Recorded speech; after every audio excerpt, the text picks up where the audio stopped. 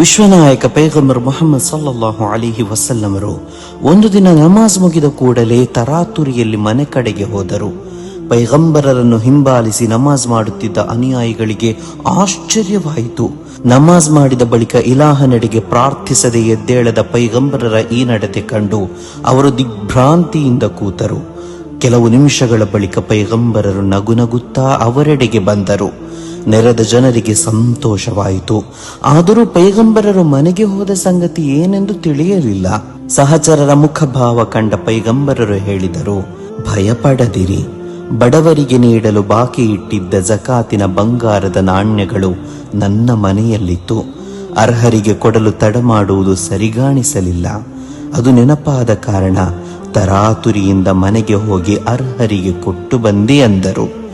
ಪೈಗಂಬರರು ಅರ್ಹರಿಗೆ ನೀಡಬೇಕಾದ ಸೊತ್ತನ್ನು ಬೇಗನೆ ಕೊಟ್ಟು ಮುಗಿಸುತ್ತಿದ್ದರು.